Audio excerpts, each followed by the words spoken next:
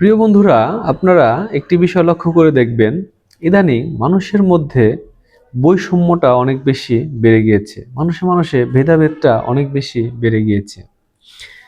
মানুষে মানুষে এই বৈষম্য থাকার কারণে অনেক মানুষ দিনের পর দিন নির্যাতিত হচ্ছে, অন্যায় অত্যাচারের অবিচারের শিকার হচ্ছে।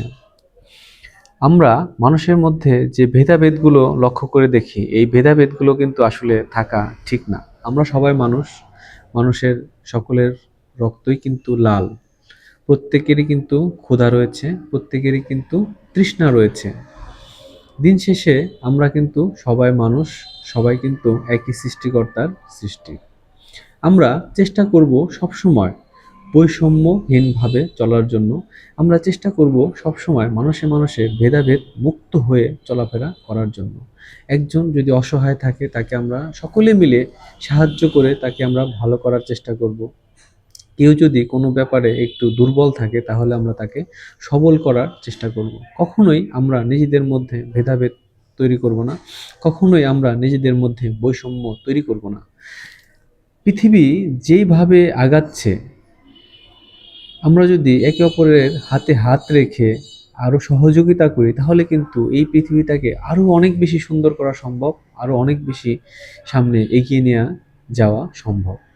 তো প্রিয় বন্ধুরা, সেই দৃষ্টিকোণ থেকে আমরা অবশ্যই সবাই চেষ্টা করব একে অপরের হাতে হাত রেখে, একে অপরের কাঁধে কাঁধ রেখে সুন্দরভাবে, সুস্থভাবে একটি সুশীল সমাজ গড়ে তোলার জন্য। কখনোই আমরা নিজেদের মধ্যে ভেদাভেদ সৃষ্টি করব না। মারামারি, কাটাকাটি, হিংসা, বিদ্বেষ, এই জায়গাগুলো থেকে আমরা অবশ্যই বের হয়ে আসার চেষ্টা করব। মানুষের প্রতি সহানুভূতিশীল হব, মানুষকে ভালোবাসবো।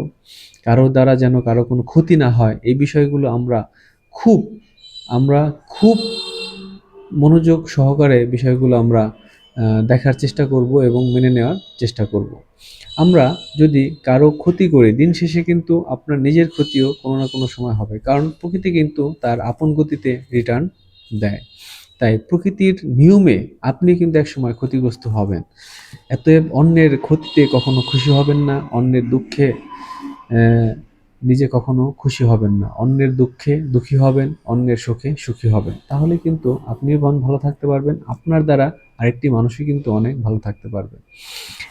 একটি মানুষ ক্ষতিগ্রস্ত হলে সেই ক্ষতিগ্রস্ত আপনিও হবেন 2 দিন আগে এবং 2 দিন পরে। কারণ আপনি কিন্তু একা বাস করতে পারবেন না। কারণ মানুষ কিন্তু সমাজবদ্ধ জীব। এটা আপনাকে মাথায় রাখতে হবে।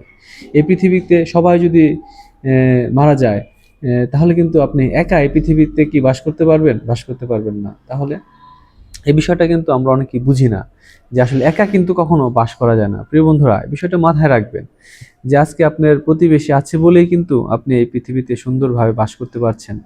আপনাকে এই পৃথিবীর সুন্দর সুন্দর জিনিস আপনি ব্যবহার করতে পারছেন। একা কিন্তু কোনো কিছুই করা সম্ভব না। সো প্রিয় বন্ধুরা, আসুন আমরা সবাই মিলে হাতে হাত রেখে পৃথিবীটাকে আরো সুন্দর করে গড়ে তুলি। আমরা বৈষম্যহীনভাবে এই পৃথিবীটাকে গড়ে তুলি। আমরা ভেদাভেদ মুক্ত হয়ে বাঁচি, একে অপরকে ভালোবাসি, একে অপরের প্রতি সহানুভূতিশীল হই। ভালো থাকবেন প্রিয় বন্ধুরা, সকলের জন্য থাকলো শুভকামনা।